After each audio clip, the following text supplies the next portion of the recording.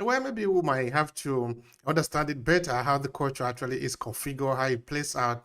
Yeah, there are some cultures in Africa, not only in Nigeria, where they may seem to be dominant in Yes. most of the cases. Hmm. But I don't really think this one is even only African in many parts of the world. If you look at maybe within the area of economy, in politics, even in religion, because I know you grew up from a Yes. home that is highly religious, no?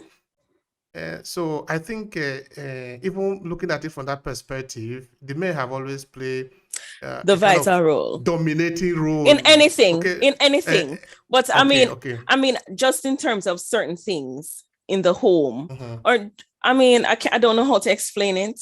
I don't know how to explain it, but there are just some factors that the women really have no say in. Hello and welcome to Obehi Podcast. I'm your host, Obehi Ewanfo, and I strongly believe that everyone has a story to share. Now let's get started with this episode.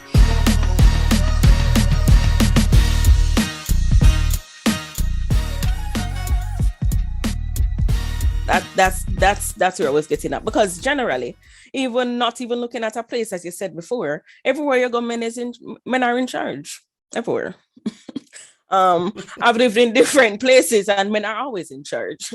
So, but I think it's just the extreme that I'm talking about for certain things. Mhm. That's really it. And it's nothing to say men shouldn't be in charge, because I solely believe a man really should be in charge of his household. So it's, Mhm. yeah. All right, I'm not going to debate that with you. Yes. It's okay. I leave it the way you see it. Okay. All right, now, Gloria, when you were growing up, I'm trying to understand now.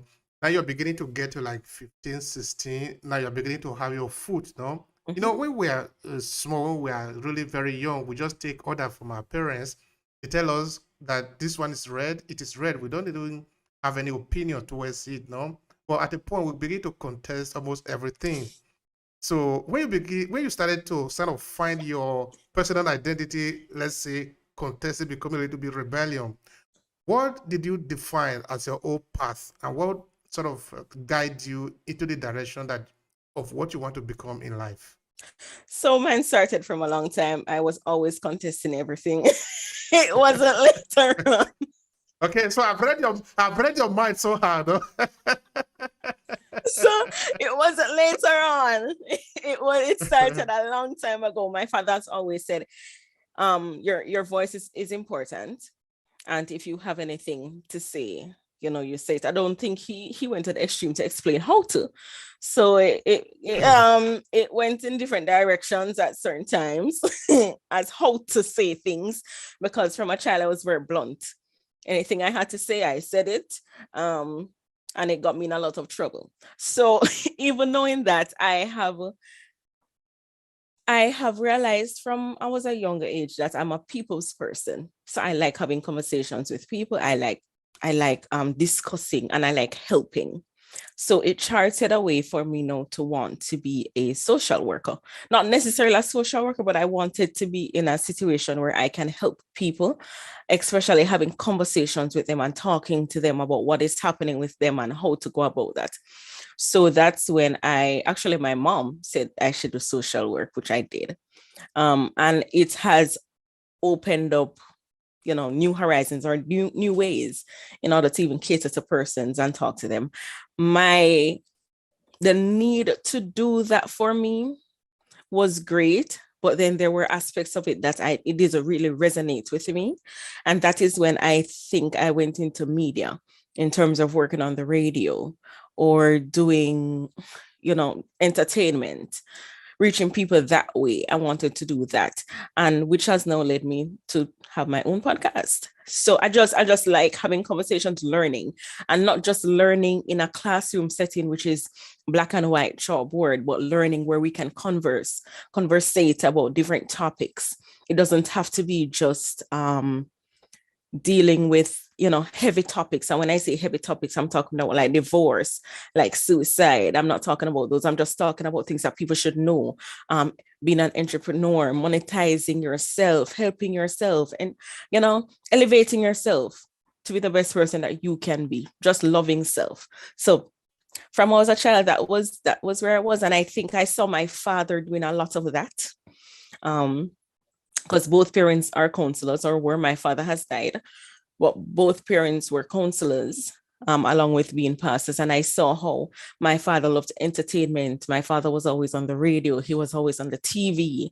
He was always writing books. So those things had led me also to, I love seeing that. I love how he does that. And this is something I want to do. Yeah. So the thing is the family, you know? Yes. Yes. So just for the curiosity, what is your father write about often? Is it a kind of maybe history, or is it the same line that you are just saying now? Well, my father was a deliverance minister. So most of his books were written about deliverance, because that's what he left from Nigeria to go to Jamaica to do a lot of deliverance sessions. So that's really what he wrote about. All right. Thank you for that. That is interesting. Sure. So yeah, I think at the point we are all in a journey. And look at you now. You were born in Nigeria. You grew up in Jamaica, but right now you are in the United States. Yes. So somehow, no, just like me, I grew up in Nigeria, but now I'm in Italy. Who knows? Maybe tomorrow I have to be in Nigeria. Okay, now your destination US. Do you want to tell us anything about that? Why you didn't want to remain in the Jamaica? Why you decided to move to the United States? Well, all right. So I was in Jamaica. I was married. After a couple of years, I got a divorce, and after some time, I decided to date again. I actually was dating someone who lived overseas. So that's why I'm here. I got married to someone who lives overseas. That's really all to it. It was never a decision to say, oh, I'm going to leave. I don't want to be in Jamaica anymore. So I'm going to leave and go to the US. That was never the case. The just case is that I met someone and he lived overseas. and now the focus, what is moving is love. So where love tells you to go, you go. You pack up. All right. And you go. All right, that's interesting. Okay, before we get to your podcast, which I really find to be very interesting because we're going to spend some time there just now, what would you like to tell us about Jamaica? It's a beautiful place. I'm not even going to lie to say there is nothing bad there. There are. But I mean, it's a beautiful place. You have persons who, when persons have your back there, they actually really do have your back. And I'm going to talk about the food again because the food on there is really good. But and I think their educational system is great. They have a great educational system. And I mean, I think most of the people are nice there. I mean, it's Jamaica is a really nice place to go and live. It's really nice. That's lovely. All right. Now, you are in the United States. You have this podcast, Unfiltered. That is the name. Yes. Yeah. Unfiltered. That is very important. Unfiltered by Jade. Yes. All right. So tell me, how did you get started with this podcast?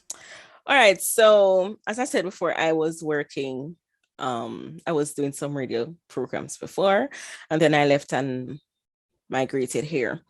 I did not want to just stop doing anything radio like because it's something that I really liked. It took a while for me though to decide if I want to continue or what do I want to do at this point. And when the pandemic had hit, that was last year, I said to myself, well, I mean, most of us are working from home now. So there is some time to get something done that I still like doing.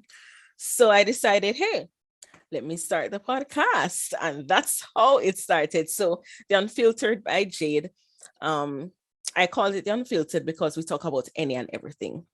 But we do it in constructive ways. So it's not just, it's not just a podcast where you're just, it has no basis, basically. So I do a podcast that we can learn about everything, but we talk in an unfiltered way. So we talk about everything and we're transparent about everything without hiding things. Because I realize people know about certain subjects, but they don't know it to the extent because sometimes people don't want to talk about the dirty part or people don't want to talk about the hard part. We're talking about all parts, hard, easy, how to maneuver it, how to go about it. That's what the podcast is about. That's what it's geared to. If you enjoy this podcast, make sure you subscribe so you never miss any of our future episodes. Rate and review Obehi Podcast and share with your friends who might need it. I remain Obehi Ewafo. Thank you so much for listening and talk to you in the next episode.